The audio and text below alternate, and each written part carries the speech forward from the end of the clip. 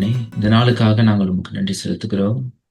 அப்பா, இந்த நாளிலும் ஒன்றாய் சேர்ந்து உம்மை ஆராதிக்கவும், உம்முடைய வேத சத்தியங்களை அறிந்து கொள்ளவும், கர்த்தர் எங்களுக்கு கொடுத்த ஸ்லாக்கியத்திற்காய் ஸ்தோத்திரம். ஆராதிக்கிற வேளையிலும், உம்மை துதிக்கிற வேளையிலும் கர்த்தர் எங்களோடு இருந்து வழிநடத்த நாங்கள் ஒப்புக் கொடுக்கிறோம். இயேசு கிறிஸ்துவின் நாமத்தினாலே ஜெபிக்கிறோம் எங்கள் நல்ல பிதாவே. ஆமென். ஆமென்.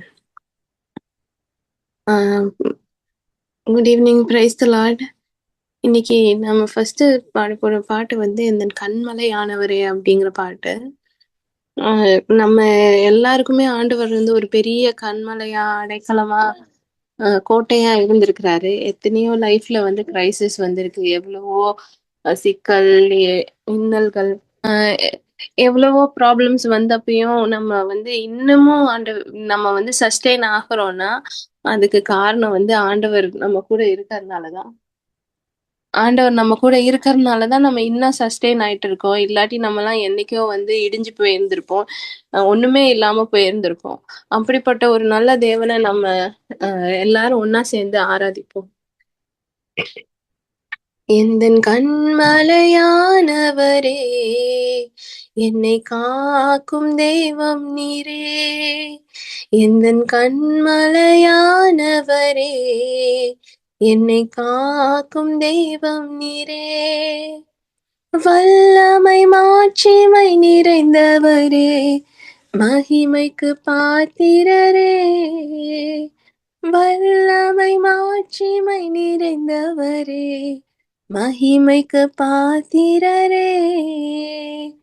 ஆராதனை உமக்கே, ஆராதனை உமக்கே, ஆராதனை உமக்கே, ஆராதனை உமக்கே. உந்தன் சிறகுகளின் நிழலில் என்றென்றும் மகிழச் செய்தீர். உந்தன் சிறகுகளின் நிழலில் என்றென்றும் மகிழச் செய்தீர். தூயவரே என் துணையாளரே, துதிக்கு பாத்திரரே. ஆராதனை உமக்கே, ஆராதனை உமக்கே, ஆராதனை உமக்கே, ஆராதனை உமக்கே. எந்தன் பலவீன நேரங்களில் கிருபை தந்தீரையா. எந்தன் பலவீன நேரங்களில் கிருபை தந்தீரையா. இயேசு ராஜா என் பலனானீர், எதற்கும் பயமில்லையே. இயேசு ராஜா என் பலனானீர், எதற்கும் பயமில்லையே. ஆராதனை உமக்கே, ஆராதனை உமக்கே, ஆராதனை உமக்கே, ஆராதனை உமக்கே. எந்தன் உயிருள்ள நாட்களெல்லாம் உம்மை புகழ்ந்து பாடிடுவேன். எந்தன் உயிருள்ள நாட்களெல்லாம் உம்மை புகழ்ந்து பாடிடுவேன். ராஜா நீர் செய்த நன்மைகளை எண்ணியே துதித்திடுவேன். ராஜா நீர் செய்த நன்மைகளை எண்ணியே துதித்திடுவேன். ஆராதனை உமக்கே, ஆராதனை உமக்கே, ஆராதனை உமக்கே, ஆராதனை உமக்கே, ஆராதனை உமக்கே, ஆராதனை உமக்கே, ஆராதனை உமக்கே, ஆராதனை உமக்கே. ஸ்தோத்திரம் இயேசுப்பா. ஆண்டவருக்கு தான் எல்லா துதியும், ஆராதனையும், கனமும் அவருக்கு தான். ஏன்னா, he deserves all our praise. ஹalleluya. அடுத்த சாங் வந்து இப்ப கிறிஸ்மஸ் சீசன் வரப்போகுது.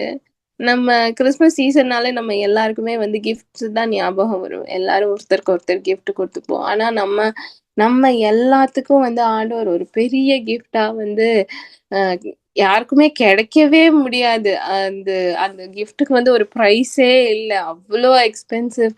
அப்படி ஒரு கிஃப்ட்ட வந்து நமக்கு குடுத்துருக்காரு. அவரோட ஒரே குமாரன வந்து நமக்கு வந்து கிஃப்ட்டா குடுத்துருக்காரு. அவர வந்து நமக்கு கிஃப்ட்டா குடுத்து, அவரு இந்த பூமிய இந்த அளவுக்கு நேசிச்சிருக்காரு அப்படின்னு அ பைபிள்ல நம்ம வந்து படிக்கிறோம்.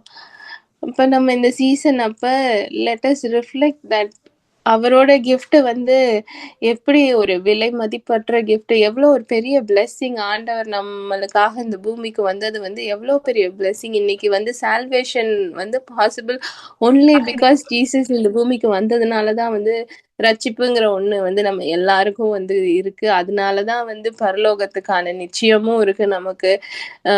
நம்ம பாவங்கள் மன்னிக்கப்பட்டது அப்படிங்கிற ஒரு நம்பிக்கை இருக்கு. அப்ப இந்த சீசன் மட்டும் இல்ல, எல்லா சீசன்லயும் வந்து நம்ம வந்து ஆண்டவர் நமக்காக இந்த பூமிக்கு வந்தத நினைச்சு நம்ம எப்பொழுதும் சந்தோஷப்பட்டு, அதுக்காக ஆண்டவர நன்றி சொல்லி பாடலாம். உம் அதிகாலையில் பாலனை தேடி செல்வோம் நாம் யாவரும் கூடி, அந்த மாடடையும் குடில் நாடி தேவ பாலனை பணிந்திடவாரி. அதிகாலையில் பாலனை தேடி வாரி வாரி வாரி நாம் செல்வோம். அன்னை மரியின் மடி மேலே மன்னன் மகவாகவே தோன்ற, அன்னை மரியின் மடி மேலே மன்னன் மகவாகவே தோன்ற, விந்தூதர்கள் பாடல்கள் பாட விரைவாக நாம் செல்வோம் கேட்க, அதிகாலையில் பாலனை தேடி வாரே வாரே வாரே நாம் செல்வோம். மந்தையாயர்கள் யாவரும் அங்கே அந்த முன்னணை முன்னிலை நின்றே, மந்தையாயர்கள் யாவரும் அங்கே அந்த முன்னணை முன்னிலை நின்றே, தம் சிந்தை குளிர்ந்திட போற்றும் நல் காட்சியை கண்டிட நாமே அதிகாலையில் பாலனை தேடி செல்வோம் நாம் யாவரும் கூடி, அந்த மாடடையும் குடில் நாடி தேவ பாலனை பணிந்திடவாரி. அதிகாலையில் பாலனை தேடி வாரே வாரே வாரே நாம் செல்வோம். நன்றி ஆண்டவரே. ஏசப்பா, இந்த நேரத்திலும் அப்பா நீர் தந்த இந்த நாளுக்காகவும் நீர் தந்த எல்லா கிருபைகளுக்காகவும் ஆண்டவரே அப்பா உண்மை ஸ்தோத்திரிக்கிறோம் சுவாமி. ஆண்டவரே, எங்க வாழ்க்கையில ஆண்டவரே கிடைக்க முடியாத விலை மதிப்பு இல்லாத ஆண்டவரே மிகப்பெரிய பொக்கிஷமே நீங்க தான் ஏசப்பா. You are our greatest treasure father.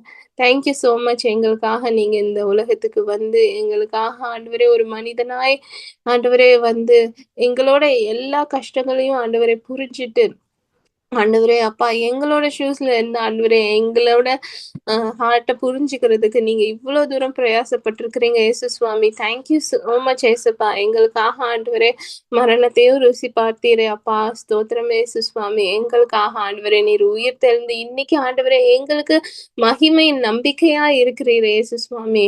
அப்பா உமக்கு நன்றி செலுத்துகிறோம் ஏசப்பா.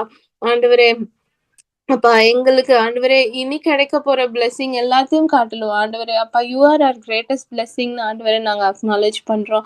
Thank you so much Jesus. ஆண்டவரே இந்த நேரத்துலயும் அப்பா நாங்க கேட்க போற மெசேஜை எங்களுக்கு ஆசீர்வாதத்தில் தாங்க ஏசப்பா. ஆண்டவரே பரிசுத்த ஆவியானவரே எங்க மனக்கண்களை திறந்து சத்தியத்தின் வழியாய் ஆண்டவரே நீங்க எங்களை நடத்தி செல்லுங்க இயேசு சுவாமி. ஆண்டவரே சத்தியம் ஆண்டவரே எங்க வாழ்க்கையில ஒரு விடுதலை ஆண்டவரே அப்பா தரட்டும் இயேசு சுவாமி. ஆண்டவரே கேட்ட சத்தியம் எங்களுடைய இருதயத்தில் ஆண்டவரே ஆழமாய் பதியவும் அந்த ஆண்டவரே பிசாசானவனோ உலகத்தின் கவலையோ எடுத்து போனது படிக்க ஆண்டவரே நல்ல நிலத்துல விழுந்த விதையை போல ஆண்டவரே 60 100 ஆண்டவரே பலன் கொடுக்கவும் அப்பா நீர் உதவி செய்யுங்க இயேசு சுவாமி.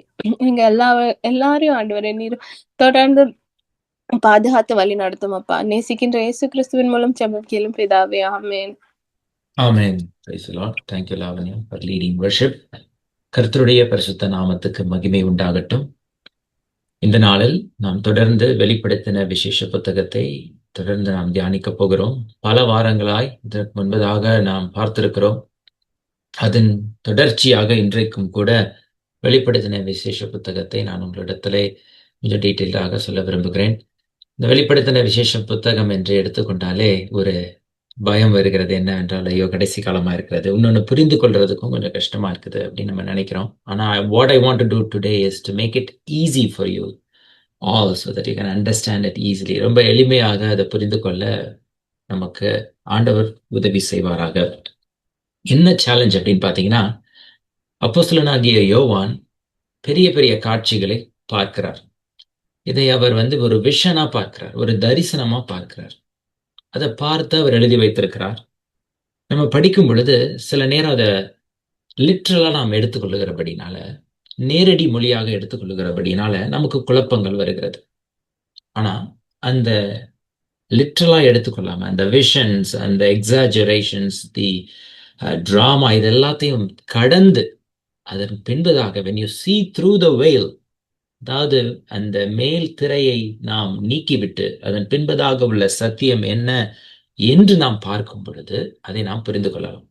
அதுதான் பாருங்க, வெளிப்படுத்தின விசேஷ புத்தகத்தை படிக்கும் பொழுது நீங்க ரொம்ப ரொம்ப பிடித்து கொள்ள வேண்டியதான ஒரு காரியம்.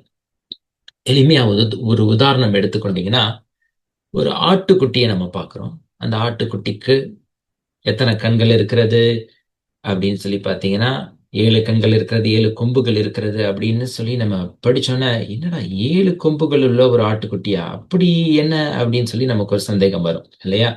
வாட் டஸ் இட் மீன் அப்படின்னு ஒரு சந்தேகம் வருகிறது. 7 கண்கள், 7 கொம்புகள், அப்புறம் அடிக்கப்பட்ட வண்ணமாகவே இருக்கிற ஆட்டுக்குட்டி அப்படின்னு சொல்லி வந்தோன்னே ஒரு கன்ஃபியூஷன் வந்துருது. ஆனா இது எதை குறிக்கிறது? உங்களுக்கே தெரியும், நாம் ஏற்கனவே பார்த்திருக்கிறோம். 7 என்கிற நம்பர் முழுமையை குறிக்கிறது. அப்ப கண்கள் எதை குறிக்கிறதுனா, to see and to know, பார்த்து அறிந்து கொள்வது இல்லையா? அப்ப God is an omniscient God. He knows everything. அவருக்கு விலகினது உலகத்துல ஒன்றுமே இல்லை அப்படின்னு சொல்லி நம்ம பார்க்கிறோம். ஒரு ஆட்டம்னு எடுத்துக்கொண்டீங்கன்னா அதை சுற்றி எலக்ட்ரான் சுத்தி கொண்டே இருக்கிறது என்று சொல்லுகிறார்கள்.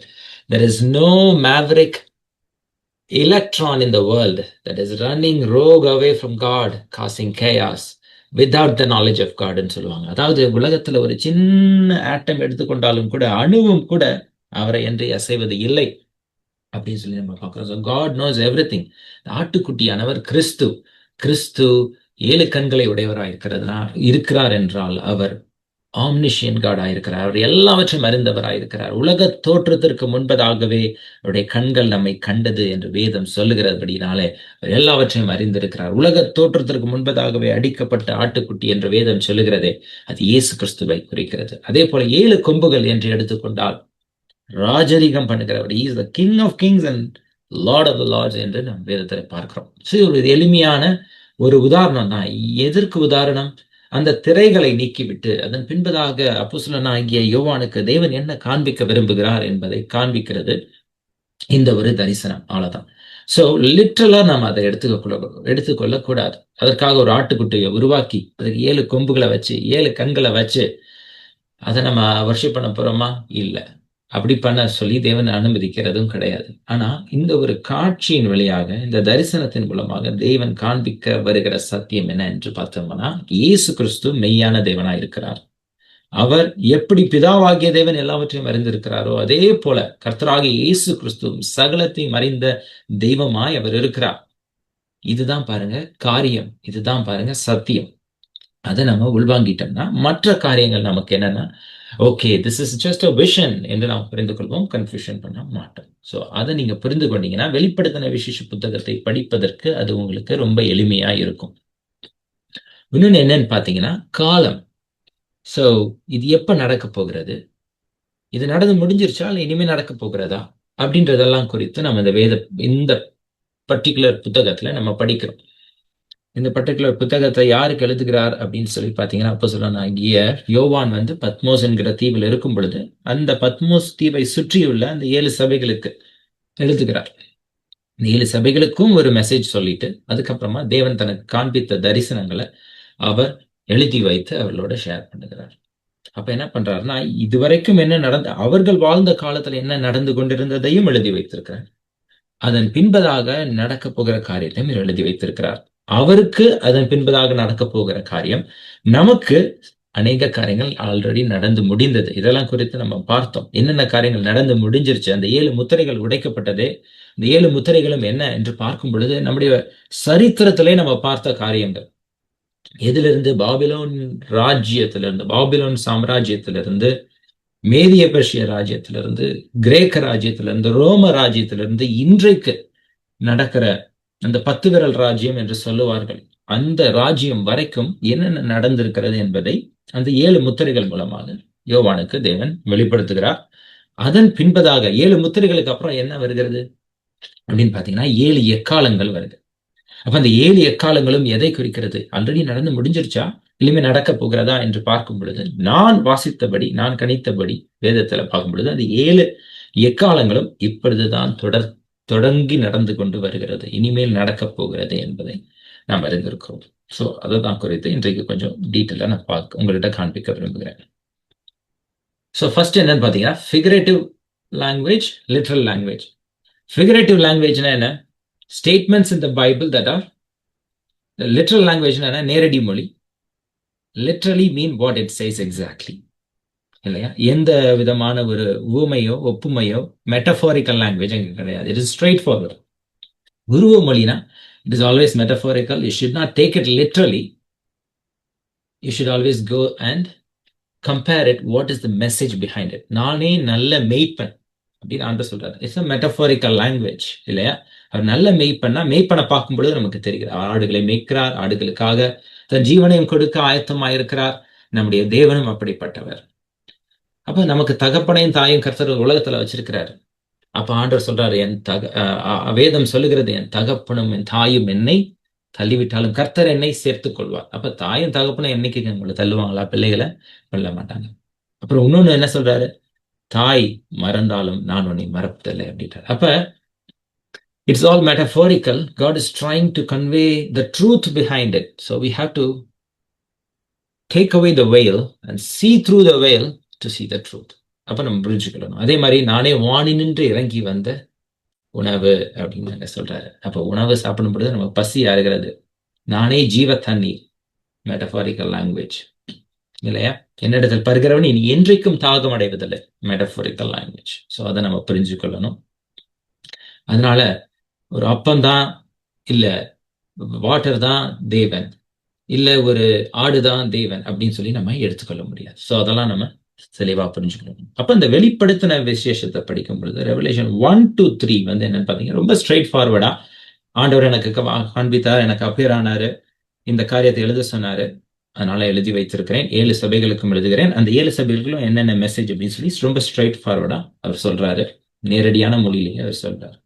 வெளிப்படுத்தின விசேஷம் 4 கடைசி அதிகாரம் வரைக்கும் நீங்க ஃபுல்லா எடுத்துக்கிட்டீங்கனாலுமே எல்லாமே ஒரு மெட்டஃபாரிக்கல் லாங்குவேஜ்ல இருக்கிறது. ஆனால் there is truth behind it. So அந்த 4 22 வரை வாசிக்கும் பொழுதுதான் நம்ம கொஞ்சம் கேர்ஃபுல்லா அட்டென்ஷன் பே பண்ணி நம்ம படிக்க வேண்டியது அவசியமா இருக்கிறது. Alright? இன்னொன்னு என்னன்னு பாத்தீங்கன்னா, இந்த 7 என்கிற நம்பர். இந்த 7 என்கிற நம்பர் எங்க வருது? ஃபர்ஸ்ட் வேதத்துல எந்த இடத்துல வருது அப்படின்னு சொல்லி உங்களுக்கு தெரியுமா? தேவன் எத்தனை நாளில் உலகத்தை படைச்சார்? 6 நாளில் படைத்தார். 7ஆம் நாளில் கர்த்தர் ஓய்ந்திருந்தார். அப்ப 7 என்கிற நம்பர் வந்து அந்த முழுமையை குறிக்கிறது. God doesn't need rest, but God denotes the number 7 denotes completeness. ஆண்டவர் தேவன் ஓய்வு எடுக்கணுமா? இல்ல. இந்த ஓய்வு நாளை நமக்காக தான் உண்டு பண்ணினார். அந்த 7 என்கிறது இளைப்பாறுதலை குறிக்கிறது. இளைப்பாறுதல் இனி வரும் காலமாய் இருக்கிறது. So we are living on the 6th day now, right? We are living on the 6th day. God created human beings on the 6th day. 6ஆம் நாளில் மனிதனை உண்டு பண்ணுகிறார். வாழ்ந்து கொண்டே இருக்கிறோம். இளைப்பாறுதல் இனி வரும் காலமாய் இருக்கிறது. இஸ்ரவேல் ஜனங்கள் இளைப்பாறுதல் பிரவேசிச்சுட்டாங்களா? எபிரேயர் வாசிக்கும் பொழுது இல்ல. ஆனா இனிமேதான் வரப்போகிறது. கர்த்தராகிய இயேசு கிறிஸ்து வந்து இந்த பூமியில ராஜ்யத்தை நிலைநாட்டி அவர் அரசாளும் பொழுது அது இளைப்பாறுதலின் காலமாய் இருக்கிறது. கண்ணீர் யாவையும் அவர் துடைப்பார், கவலைகள் யாவையும் அவர் மாற்றுவார். இனி அழுகை இல்லை, வேதனை இல்லை, மரணம் இல்லை என்று நான் பார்க்கிறோம். அதுதான் நித்திய இளைப்பாறுதல். அதுல நாம பிரவேசிக்க போகிறோம். அது இனி வரும் காலமாய் இருக்கிறது. அப்ப 7 என்கிற நம்பர் வந்து இந்த வெளிப்படுத்தின விசேஷம் ஃபுல்லா வருகிறபடினால அந்த 7 என்கிற வரும் பொழுது அது கம்ப்ளீட்னஸ் குறிக்கிறது அப்படின்னு சொல்லி பார்க்கிறோம். இன்னொன்னு ஒரு சின்ன உதாரணம் பார்த்தீங்கன்னா, முதல்ல 7 சபைகள், அந்த 7 ஆவிகள், 7 லேம்ப் ஸ்டாண்ட் அப்படிலாம் கொண்டு வந்துட்டே இருக்கிறது. அப்புறம் 7 முத்திரைகள், 7 முத்திரைக்கு அப்புறம் 7 எக்காலங்கள், 7 எக்காலத்துக்கு அப்புறமா 7 கதாபாத்திரத்தை குறித்து அங்க சொல்லப்படுகிறது. அந்த மிடில் ஆஃப் த வெளிப்படுத்தின விசேஷம் அந்த முடிஞ்சதுக்கு அப்புறமா 7 வாதைகள், அப்புறம் 7 கலசங்கள், God's wrath, the bowls of God's wrath அப்படின்னு சொல்லி பார்க்கிறோம். அந்த 7 முடிஞ்சதுக்கு அப்புறமா அந்த 7வது கலசம் ஊற்றப்பட்டதுக்கு அப்புறமா ஒரு வசனம் அங்க வருகிறது. என்ன வசனம் தெரியுமா? கர்த்தராகிய இயேசு கிறிஸ்து சிலுவையிலே சொன்னார் பாத்தீங்களா? கடைசியா 7ஆம் வார்த்தை என்னது?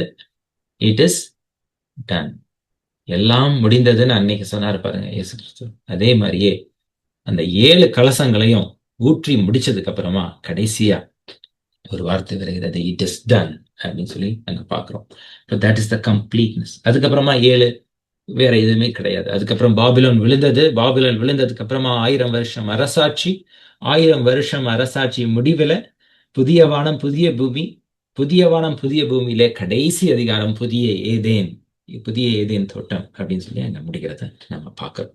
அப்ப பாருங்க, ஒரு முழுமைய அந்த வெளிப்படுத்தின விசேஷ புத்தகம் முழுசும் நீங்க பார்க்கலாம்.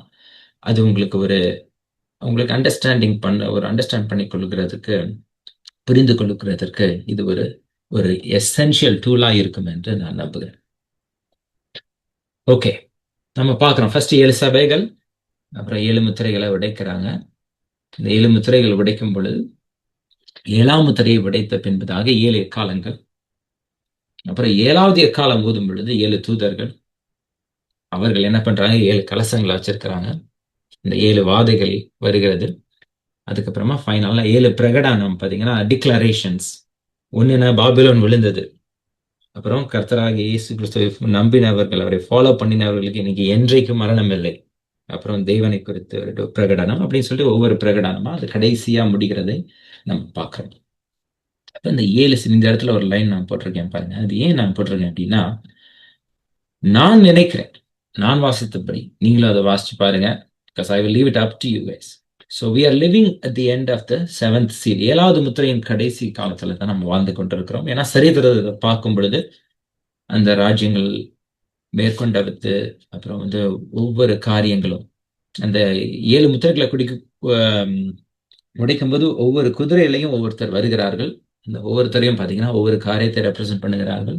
முதலாம் குதிரையில வருகிறவர் வெள்ளை இதை தரித்து வருகிறார். அவர் என்ன பண்றாருன்னா கான்கரர் என்று சொல்லி நம்ம பார்க்கிறோம். அவர் என்ன பண்ணுகிறார்? உலகமெங்கும் சென்று எல்லாத்தையும் கான்கர் பண்றாங்க. அதுக்கு அடுத்து வர்றவங்க என்ன பண்றாங்க? Under the death by sword they are trying to conquer the world. அதாவது ரத்தம் சிந்துதலினாலே உலகத்தை கான்கர் பண்றாங்க. அதெல்லாம் எதை குறிக்குதுன்னு பாத்தீங்கன்னா, பாபிலோன், மேதிய பெர்ஷிய ராஜ்யம், கிரேக்க ராஜ்யம், ரோம ராஜ்யம் அப்படின்னு சொல்லிட்டு ஒவ்வொரு காலகட்டத்திலையும் நடந்த காரியங்களை குறித்து அது குறிக்கிறது. பஞ்சங்கள் அதுக்கப்புறம் வருகிறது, வாதைகள் வருகிறது, கொள்ளை நோய்கள் வருகிறது. இதெல்லாம் குறித்து அந்த 7 முத்திரைகள்ல பார்க்கிறோம். அதற்கு பின்பதாக பார்த்தீங்கன்னா, அந்த 7 எக்காலங்கள், அந்த 7 எக்காலத்தை குறித்து நான் கடந்த முறை உங்களிடத்துல சொன்னேன். அது பார்த்தீங்கன்னா, ரொம்ப கொடுமையான காரியமா இருக்கிறது. ரொம்ப எப்படி சொல்றதுன்னா, ரொம்ப அது கஷ்டத்தின் உச்சமா இருக்கிற ஒரு காரியமா இருக்கிறது. மரணம் வந்து எங்கள் மேல் வரட்டும். நாங்கள் மரணத்தை they will desire death, but they will not be able to get the blessing of death அப்படின்ற மாதிரி அங்க சொல்லுகிற வசனங்கள்லாம் வருகிறது பார்க்கும் பொழுது மிக கொடிய காலமா இருக்கிறது அப்படின்னு சொல்லி நம்ம பார்க்கிறோம். அதுதான் இந்த 7 எக்காலம். 7 எக்காலம் முடிஞ்சதுக்கு அப்புறமா என்ன வருகிறது அப்படின்னு பார்த்தீங்கன்னா, அந்த 2 சாட்சிகள் அவங்க யாரு அதெல்லாம் குறித்து நம்ம இனிமே பார்க்க போகிறோம். ஸோ இதுவரைக்கும் நம்ம பார்த்தது என்னன்னு பார்த்தீங்கன்னா, அந்த 22 அதிகாரத்தையும் நான் இந்த இடத்துல உங்களுக்கு வைத்திருக்கிறேன். இது ஓவர் வியூவா நீங்க எடுத்துட்டீங்கன்னா, நீங்க தனியா வெளிப்படுத்தின விசேஷம் படிக்கும் பொழுது அது உங்களுக்கு ரொம்ப ஏதுவா இருக்கும், உங்களுக்கு ஹெல்ப் பண்ணும். 1ஆம் அதிகாரம் பார்த்தீங்கன்னா, முன்னுரை. முன்னுரையில இயேசு கிறிஸ்துவின் தெய்வீக தன்மையை குறித்து அவர் சொல்லுகிறார். இயேசு கிறிஸ்துவே எனக்கு இதை வெளிப்படுத்தினார் என்று சொல்லுகிறார் அப்போஸ்தலனாகிய யோவான். அப்புறமா 2ஆம் அதிகாரமும் 3ஆம் அதிகாரமும் 7 சபைகளுக்குள்ள செய்தி. அந்த சபைகளுக்கு அவர் எழுதினாலும் ஆவியானவர் சபைகளுக்கு சொல்லுகிறதை காதுள்ளவன் கேட்க கடவன் என்று அவர் சொல்லுகிறார். எவ்ரி சர்ச்சுக்கு அவர் எழுதுகிறார், இண்டிவிஜுவல் சர்ச்சுக்கு எழுதுகிறார். ஆனால் முடிவிலே சபைகளுக்கு நான் சொல்லுகிறேன் அப்படின்னு சொல்லி சபைகளுக்கு ஆவியானவர் சொல்லுகிறார் என்று அவர் சொல்லி முடிக்கிறதை நான் பார்க்கிறோம். அப்ப அந்த 7 என்கிறது அன்றைக்கு வாழ்ந்த அந்த சபையை மாத்திரமல்ல, சர்வ லோகத்திலும் இருக்கிற சபைகளின் முழுமைக்காக அங்கு எழுதி வைக்கப்பட்டிருக்கிறது. அந்த சபை அந்த மெசேஜ் எல்லாம் பாத்தீங்கன்னா நமக்கும் அப்ளை ஆகிறது. ஆதியில் கொண்டிருந்த அன்பை விட்டாயே என்று உன் பேரில் எனக்கு குறை உண்டுனா கரெக்ட் தான்ப்பா, எனக்கும் அது அப்ளிகபிள் ஆகிறது தான். ஒரு காலத்திலே கர்த்தருக்காய் ஓடினேன், ஒரு காலத்திலே உற்சாகமாய் நான் ஊழியம் செய்தேன், இரவும் பகலும் ஜெபம் தான், வேதமே எனக்கு வெளிச்சம், கைகளை எப்பொழுதுமே வேதம் இருக்கும், இந்த பக்கம் கைப்பிரதி இருக்கும், இந்த பக்கம் வேதம் இருக்கும். ஆனால் இன்றைக்கு நான் அப்படி இல்லையே அப்படின்னு சொல்லும் பொழுது ஆதியில் கொண்டு அன்பு கொஞ்சம் குறைஞ்சிருச்சு தான் அப்படின்னு சொல்லி நம்ம எடுத்துக்கலாம். அது வந்து ஒரே ஒரு சபைக்கு அவர் எழுதினாலும் இன்றைக்கும் அது நமக்கு பொருந்துகிறதா இருக்கிறது. அது ஆதியாகமம் 2-3 அதிகாரத்துல பார்க்கலாம். ஆதியாகமம் வெளிப்படுத்தின விசேஷம் 4ஆம் அதிகாரம் வரும் பொழுது கர்த்தரே தெய்வம், அதாவது தேவன் தெய்வமா இருக்கிறார். அவர் சர்வ லோகத்தையும் ஆளுகிறார், சகலமும் அவருக்கு கீழா இருக்கிறது. எல்லாரும் அவரை துதித்து பாடி அவருடைய சமூகத்துல அர்ப்பணம் செய்ய வேண்டியது நம்முடைய கடமையா இருக்கிறது. தேவ தூதர்கள் சாஷ்டாங்கமாக விழுந்து பணிகிறார்கள் அப்படின்றத அந்த வெளிப்படுத்தின விசேஷம் 4ஆம் அதிகாரத்துல பார்க்கிறோம். எதுனா டிவினிட்டி ஆஃப் காட், அதுக்கப்புறம் கர்த்தர் ராஜரீகம் பண்ணுகிறார், பிதாவாகிய தெய்வம், இதெல்லாம் குறித்து இந்த 4ஆம் அதிகாரத்துல சொல்லுகிறார். 5ஆம் அதிகாரத்துல யாரை பத்தி சொல்றாருன்னா, ஆட்டுக்குட்டியானவர் கர்த்தராகிய இயேசு கிறிஸ்துவை குறித்து. அவர் 7 கொம்புகளை உடையவராயிருக்கிறார், 7 கண்களை உடையவராயிருக்கிறார். அவர் அடிக்கப்பட்ட வண்ணமாகவே இருக்கிறார், நமக்காக பரிந்து பேசுகிற தெய்வமா இருக்கிறார். அவர் நமக்காக ரத்தம் சிந்தினார், உலக தோற்றத்துக்கு முன்பதாக கர்த்தர் நமக்காக அடிக்கப்பட்டிருக்கிறார், நம்மை அழைத்தவர் அவர் அப்படின்னு சொல்லிட்டு 5ஆம் அதிகாரத்துல ஆட்டுக்குட்டியானவருடைய தெய்வீக தன்மை, இயேசு கிறிஸ்து தெய்வம் என்பதை உறுதியாய் அப்போஸ்தலனாகிய யோவான் சொல்லுகிறார். 6ஆம் அதிகாரம் வரும் பொழுது என்ன பார்க்குறீங்கன்னா, 7 முத்திரைகள். அந்த 7 முத்திரைகளை குறித்து தான் நம்ம அந்த ஒவ்வொரு குதிரையில வருகிற ஒவ்வொரு கான்கரர்ஸ் குறித்து நம்ம பார்க்கிறோம், அந்த 7 முத்திரைகளை உடைக்கும் பொழுது. அதுக்கப்புறமா 7ஆம் அதிகாரத்துல ஒவ்வொரு வசனம் இருக்கு. அதாவது 6ஆம் முத்திரையை உடைக்கும் பொழுது அங்க என்ன நடக்குது அப்படின்னு பாத்தீங்கன்னா, யார் நிலை நிற்கக்கூடும், இனி வரும் எல்லா விதமான கொடுமையான இதுக்கப்புறம் பாத்தீங்கன்னா பயங்கர டிஸ்ட்ரக்ஷன் தான். God's judgement is being poured out limitless. அந்த அளவுக்கு காட்ஸ் ஜட்ஜ்மெண்ட் வரப்போகிறது. ஆனா அதுக்கு முன்னாடியே ஒரு கொஸ்டின் அந்த இடத்துல, யார் நிலை நிற்கக்கூடும் அப்படின்றதுக்கு பதில் அங்க சொல்றாரு, கர்த்தராகிய இயேசு கிறிஸ்துவின் இரத்தத்தினால கழுவப்பட்டவர்களுக்கு மாத்திரம்தான் நிலை நிற்க முடியும் அப்படின்னு சொல்லி அங்க ஒரு ஆன்சரை போட்டுறாரு பாருங்க.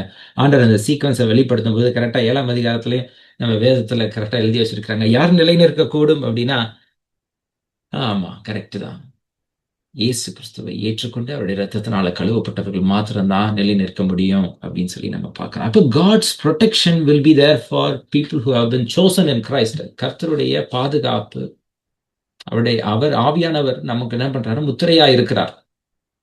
அதெல்லாம் குறித்து அந்த இடத்துல நம்ம பார்க்கிறோம். இப்போ காட்ஸ் ப்ரொடெக்ஷன் இஸ் தேர் அப்படின்னு சொல்லி அந்த 6ஆவது முத்திரையை உடைக்கும் பொழுது அந்த இடத்துல நம்ம வருகிற சில காரியங்களை பார்க்கிறோம். அதுக்கப்புறமா 7ஆம் முத்திரையை உடைக்கும் பொழுது 7 எக்காலங்கள் வருகிறது. 7 எக்காலங்கள் குறித்து தான் நம்ம பார்த்தோம். கொடிய காலங்கள் வரும் என்று அறிவாயாக அப்படின்னு சொல்றாங்கல்ல, அதுதான். அப்ப அந்த 7 சீல்ஸ் என்னன்னு பாத்தீங்கன்னா, முதலாவது வருகிறவன் என்னன்னா, ஒரு வெள்ளை குதிரையில வர்றான்.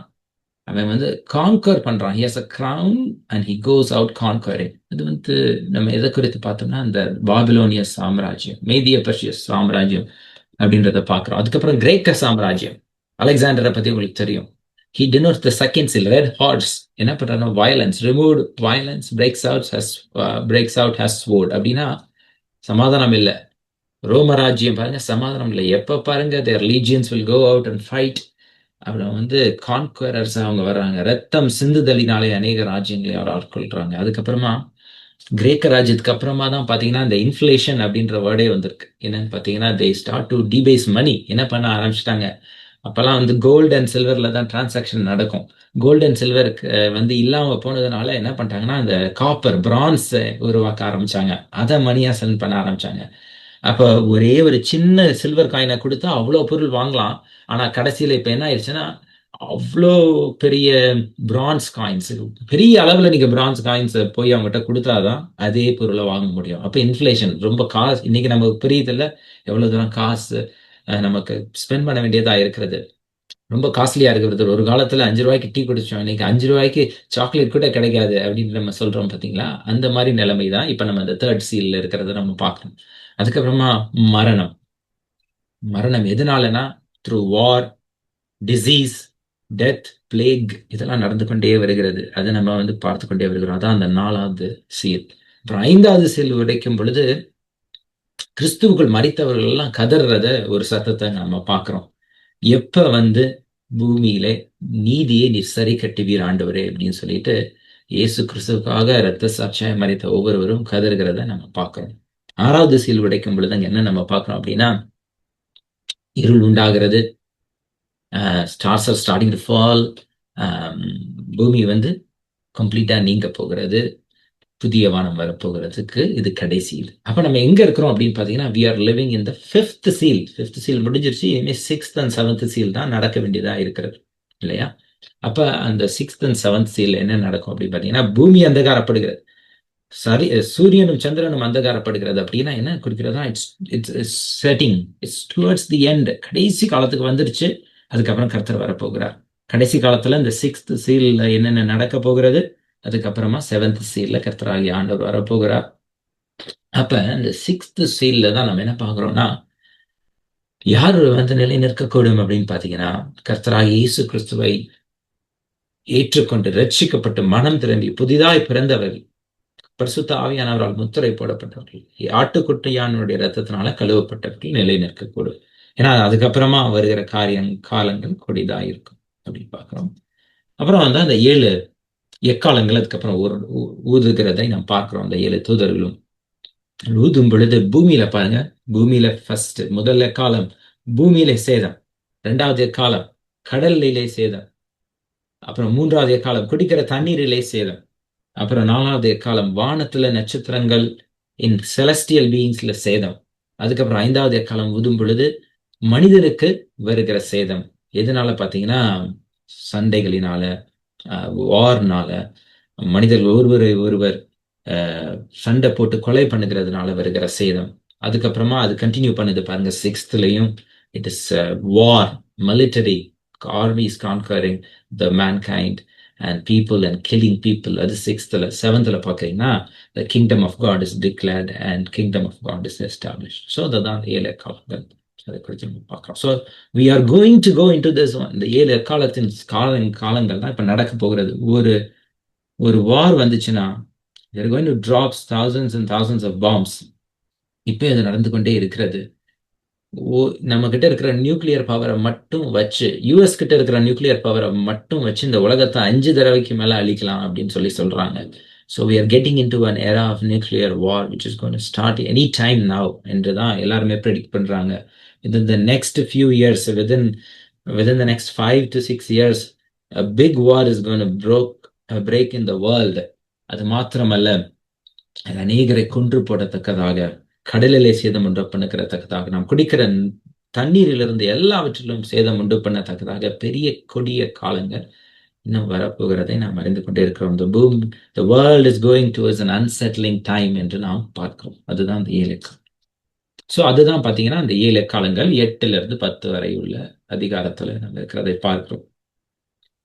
அதுக்கப்புறமா 11 to 14 என்னன்னு பார்த்தீங்கன்னா அந்த 7 பாத்திரங்கள் இருக்கிறதை நாம் பார்த்தோம். அந்த 7 பாத்திரங்கள் என்ன அப்படின்னு பார்த்தீங்கன்னா, முதலாவது 11ஆம் அதிகாரத்துல வாசிக்கும் பொழுது, நீங்க வேதத்துல பக்கத்துல வச்சிருந்தீங்கன்னா 11ஆம் அதிகாரத்துல 2 சாட்சிகளை குறித்து அங்க நம்ம பார்க்கணும். ஸோ அது ஒரு பாத்திரம்.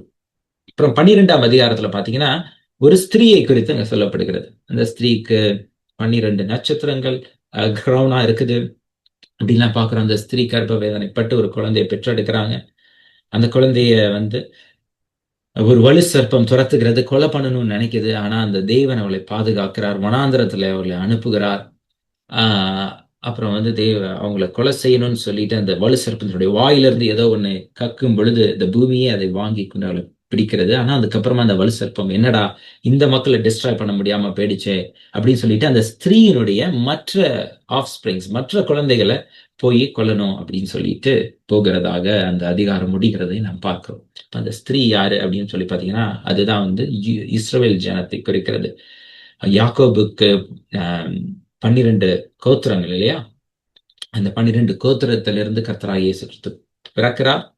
நம்ம பார்க்கும் பொழுது இஸ்ரவேல் ஜனங்கள் வனாந்திரத்தில் அலைந்து திரிகிறார்கள். வசனமே சொல்லுகிறது, அந்த அதிகாரத்தை பார்க்கும் பொழுது அந்த ஸ்திரீக்கு 2 சிறகுகள் கொடுக்கப்படுகிறது, கழுகு கோப்பதான சிறகுகள். அதனால் அவர்கள் பாதுகாக்கப்பட்டார்கள், வேற இடத்துல போய் பறந்து போகிறதா இருக்கிறது அப்படின்னு பார்க்கிறோம். பழைய ஏற்பாட்டுல நீங்க யாத்திராகும் புத்தகத்தை படிக்கும் பொழுது உங்கள் வசனம் என்ன சொல்லுகிறதுனா, கழுகுகளை போல நான் உங்களை சுமந்து வனாந்தரத்துல வழி நடத்தினேன் அப்படின்னு சொல்லி கர்த்தர் அந்த இடத்துல ஒரு வசனத்தை சொல்லுகிறத பார்க்கிறோம். சோ இஸ்ரவேல் ஜனங்களை கர்த்தர் பாதுகாக்கிறார்.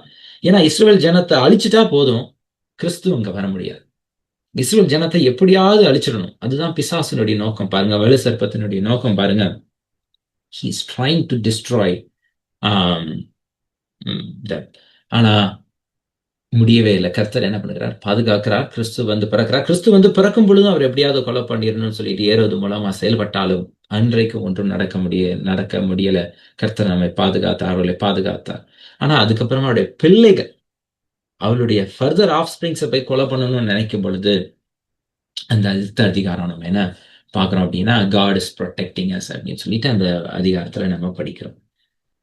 இப்ப 12ஆம் அதிகாரம் அப்படின்னு சொல்லி எடுத்துட்டீங்கன்னா, இந்த 12ஆம் அதிகாரத்துல என்ன வருகிறது அப்படின்னு சொல்லி நான் உங்களுக்கு சொல்லுகிறேன்.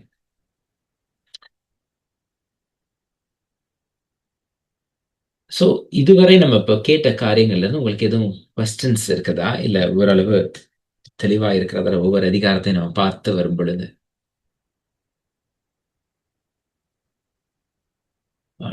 நோ கொஸ்டின்ஸ் நினைக்கிறேன்.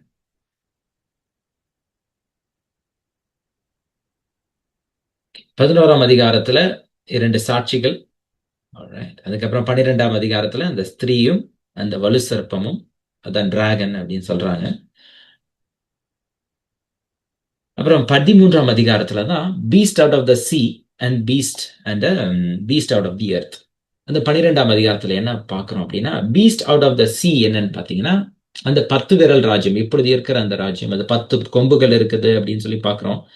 அந்த 10 கொம்புகள் உள்ள அந்த ராஜ்யங்கள் தான் அவங்க என்ன பண்றாங்க, they are enabling antichrist, அந்தி கிறிஸ்து தான் அந்த beast out of the earth, பூமியில இருந்து வருகிற ஒரு மிருகம்.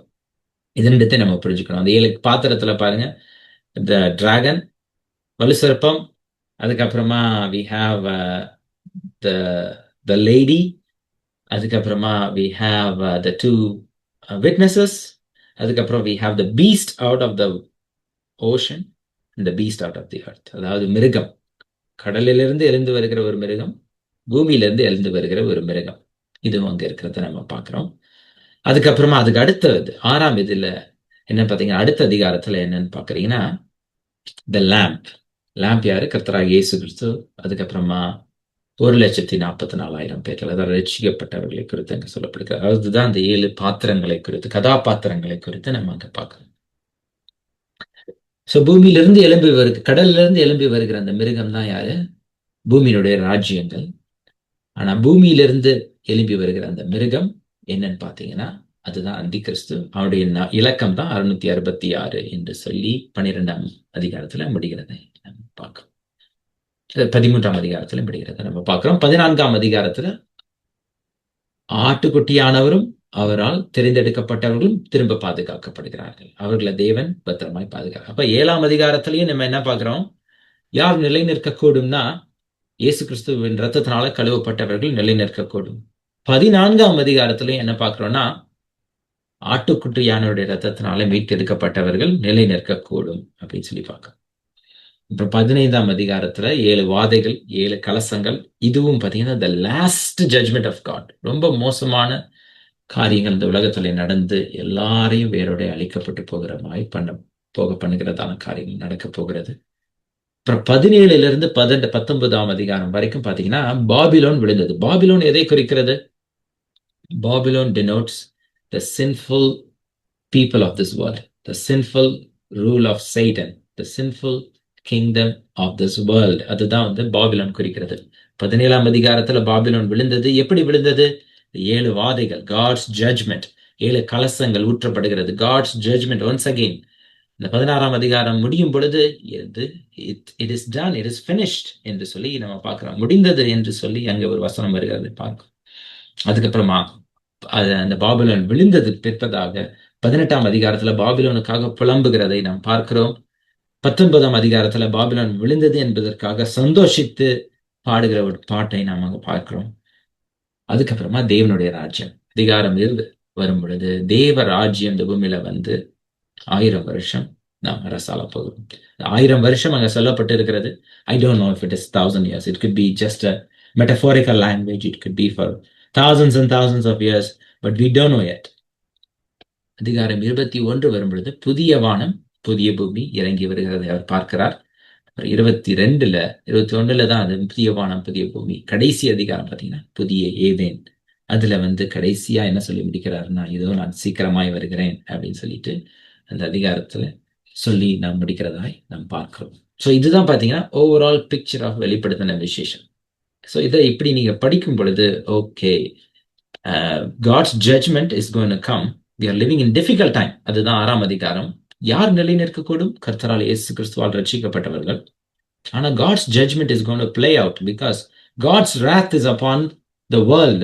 உலகத்துல அக்கிரமம் அநியாயம் நடக்கிறபடினால தேவனுடைய நீதி கட்டாயம் நிறைவேறணும் அப்படி சொல்லி நம்ம பார்க்கிறோம். அது ஒரு எப்படி அதை சொல்றாருன்னு பாத்தீங்கன்னா, ஒரு தேவ தூதன் கையில ஒரு புத்தகத்தை வச்சிருக்கிறாரு. யோவானன் கிட்ட இந்த புத்தகத்தை வாங்கி நீ புசிப்பா அப்படின்னு சொல்லும்போது அந்த புத்தகத்தை வாங்கி அவர் புசிக்கிறாரு. புசிக்கும் பொழுது அவருடைய வாய்க்கு அது இனிமையா இருக்கிறது, வயிற்றுக்கு கசப்பா இருக்கிறதாய் அங்க எழுதப்பட்டிருக்கிறது. அப்புறம் என்ன சொல்றாருன்னா, நீ பூமியின் ராஜ்யங்களுக்கு அகேன்ஸ்டா நீ என்ன பண்ணணும், ப்ராஃபசி தீர்க்க தரிசனம் சொல்ல வேண்டியதா இருக்கிறது அப்படின்னு சொல்லிட்டு அந்த இடத்துல சொல்லுகிறத பாக்குறோம். இது என்னன்னா வெரி சிம்பிள். எப்படி நீங்க புரிஞ்சுக்குவீங்க அதை அப்படின்னு பாத்தீங்கன்னா, yes, God's righteousness, God's judgement, God's justice is sweet. அவர் நீதி செய்கிற தேவனா இருக்கிறபடினால it's very sweet.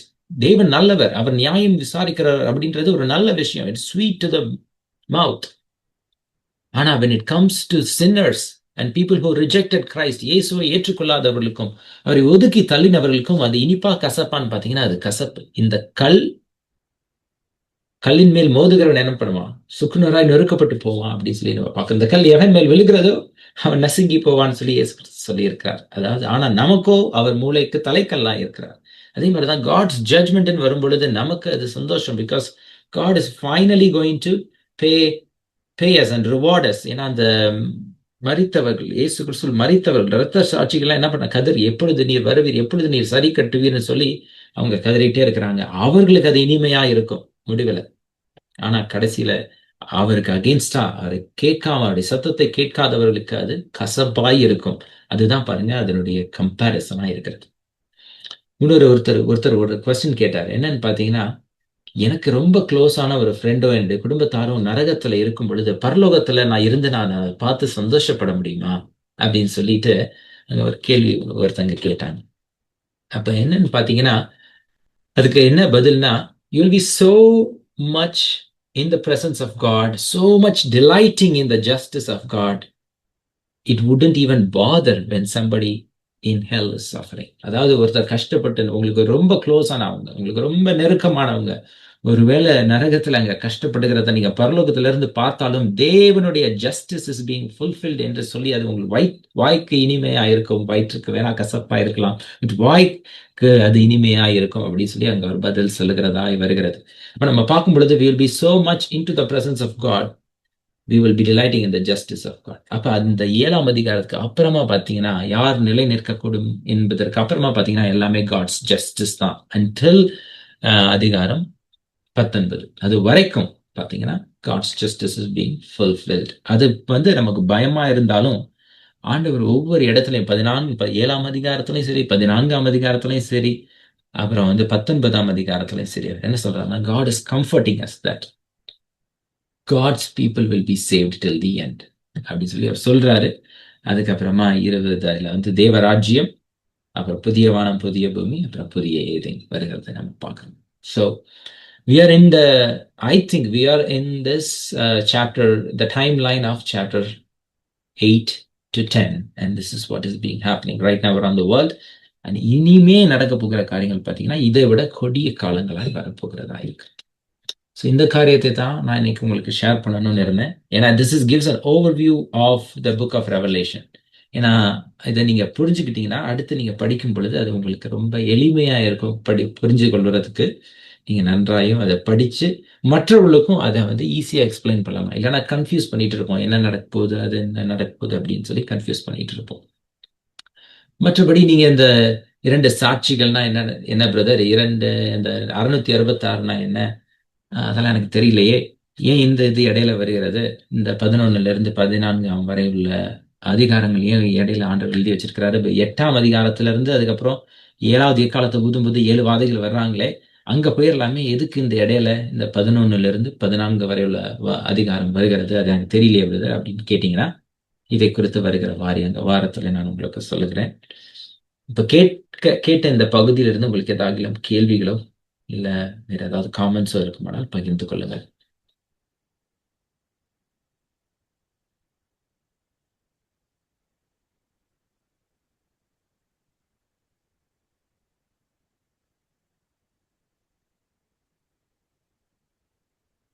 Alright, no questions நினைக்கிறேன். நாம் ஜெபம் பண்ணி க்ளோஸ் பண்ணிடலாம். நாம் யாவரும் கண்களை மூடி ஜெபிப்போம். எங்களை நேசிக்கிற எங்கள் நல்ல தகப்பனே, ஒவ்வொரு நாளும் எங்களை நீர் பாதுகாத்து வருகிறீர். இதோ காலம் பொல்லாத காலங்களா இருக்கிறது தேவரீர். இந்த கடைசி காலத்திலே அநேகருடைய அன்பு தணிந்து போனாலும் நாங்கள் உண்மை மாத்திரம் சார்ந்து வாழ, உண்மை பற்றி கொண்டு வாழ கர்த்தர் எங்களுக்கு உதவி செய்வீராக. எங்களுக்கு தெளிந்த புத்தியை தாங்க ராஜா. அதே நேரத்தில் எங்களுக்கு மன தெளிவையும் தந்து வேதத்தின் ரகசியங்களை புரிந்து கொள்ள கர்த்தர் எங்களுக்கு அனுகிரகம் பண்ண ஜெபிக்கிறோம். அநேகர் வேறு விதமாய் நடந்தாலும் நாங்கள் உண்மை மாத்திரமே நோக்கி செல்ல எங்களுக்கு உதவி செய்யுங்க. எங்களை பலப்படுத்துங்க, திடப்படுத்துங்க. கர்த்தருக்கு காத்திரு, அவரே உன் இருதயத்தை ஸ்திரப்படுத்துவார் என்ற வேத வசனத்தின்படி உமக்காக நாங்கள் காத்திருக்கிறோம். You strengthen us, Lord, and guide us and protect us. அன்ற நாளிலும் வசனத்தை கேட்டுக்கொண்டிருக்கிற ஒவ்வொருவரோடும் கர்த்தர் பேசி உங்களை வழி நடத்தி செல்ல நாங்கள் ஒப்புக் கொடுக்கிறோம். இயேசு கிறிஸ்துவின் நாமத்தினாலே ஜெபிக்கிறோம் எங்கள் நல்ல பிதாவே, ஆமென், ஆமென். என் ஆத்துமாவே கர்த்தரை ஸ்தோத்திரி, என் முழு உள்ளமே அவருடைய பரிசுத்த நாமத்தை ஸ்தோத்திரி. என் ஆத்துமாவே கர்த்தரை ஸ்தோத்திரி, சகல நன்மைகளையும் மறவாதே. Amen. Thank you all for joining today. God bless you.